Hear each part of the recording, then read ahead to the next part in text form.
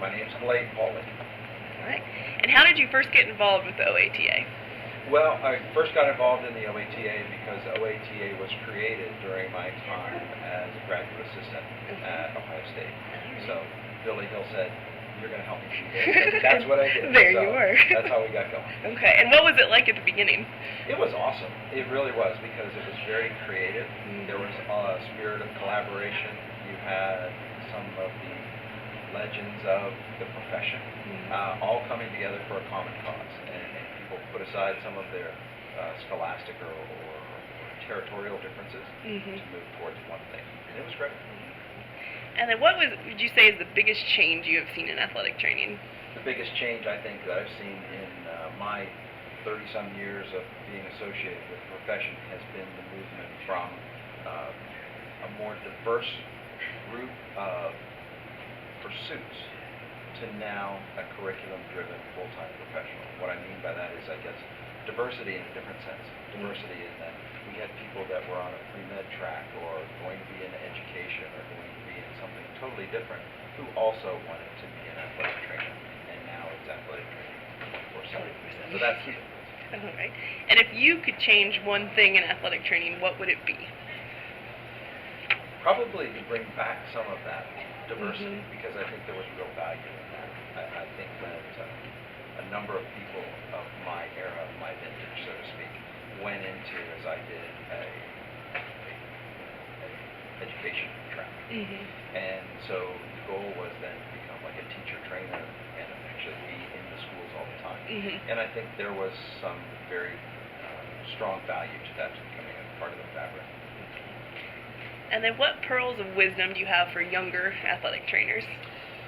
I just got asked this last night, actually, by someone. And my pearl of wisdom is to keep your focus on what's most important, which is the student athlete. One of the more controversial episodes in my career occurred when I canceled practice. It was a summer camp, but I canceled practice because of weather conditions, because of humidity. And I ended up drawing the ire of Ohio State football coaches and being called into the athletic director's office to explain the situation. And I was so fortunate because Dr. Bob Murphy went with me, and we sat together and explained the situation and drilled it all down to the fact that it was for the safety and well-being of the young athletes that were there. One, so to speak, but keep the focus where it belongs, which is on the people that you're here to take care of. And then is there one quote or phrase you are known for that you've repeated throughout your career? Probably two. One of them was, "If it hurts when you do that, then try not to do that." Yes, one of my favorites. Right? That's yes. always a good one. But the other one was one that I got from Billy Hill. We got his saying from when we started packing a full semi-trailer to go for a bowl trip. And we were putting on all sorts of things.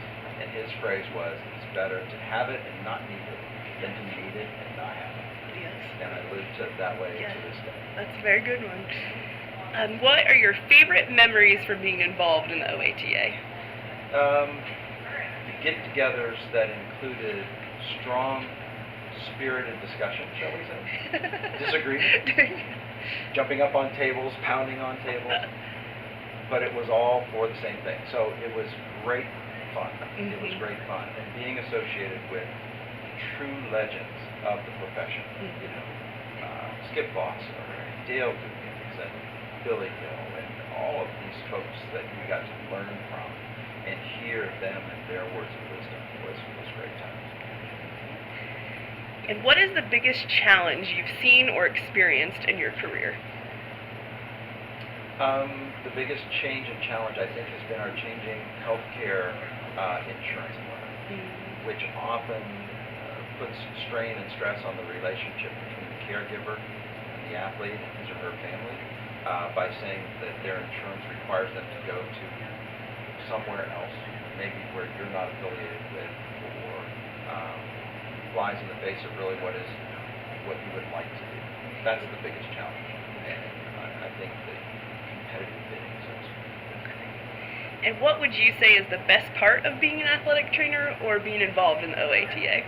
Best part of being an athletic trainer is that you are part of the healthcare team, but also part of the athletic team.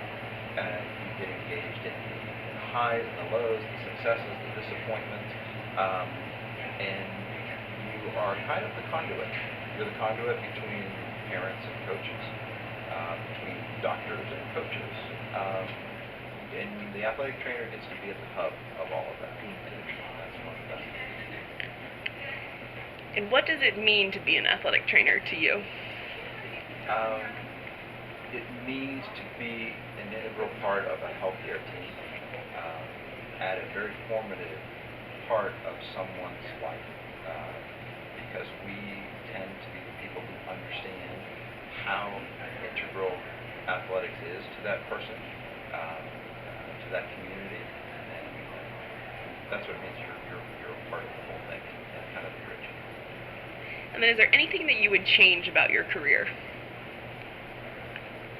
No, I don't think so. It's been a great career. It's been interesting. Leaving practice of athletic training and getting into establishing kind of the business side of it. One of the early adopters in that sense has been not without its challenges, but it's been fun. And were you an author, creator, or inventor of anything throughout your career, whether it was a law or a product? You know, I think that if I were to, when I looked and reflected on that question, I would think that probably if I were to lay claim to anything, I'm not the first, but I was one of the early ones who established the role of the athletic trainer in business, in sales as I do, or in service aspect of business, because it was a way to apply the skills that we had, the work ethic that we had, the knowledge that we had into a creative channel to help grow business. And give us a brief synopsis of how you became interested in athletic training and then your entire athletic training career. Yeah, so the interest came from freshman year in high school when I had been an athlete in middle school. Wasn't very good. My family business kind of precluded me from being able to dedicate the time I needed to go into it as a high school level. And my friends said, why don't you come with us and be a manager? So I started as a manager. And then I saw the coach taping ankles, and I said, this looks interesting. And he said, would you like to take this over and do this? So I started with the athletic training in the 70s, Kramer course, correspondence course, then started going to workshops. And I became, at my high school, which was Beloit West Branch High School, a very rural high school, I was our first and only athletic trainer, not just a student athletic trainer. I was it. So we got shop class to build us a backboard, and we got other things created, and took over a little old shower room and turned it into an athletic training room. So that's what got me started with that. Okay. And then where did your career take you? To Ohio State as a student athletic trainer, and then stayed on as graduate assistant athletic trainer. Then I left that in 1984. There really was no such thing as a clinical athletic trainer. So I followed my predecessor at Ohio State into going into the orthopedic sales industry.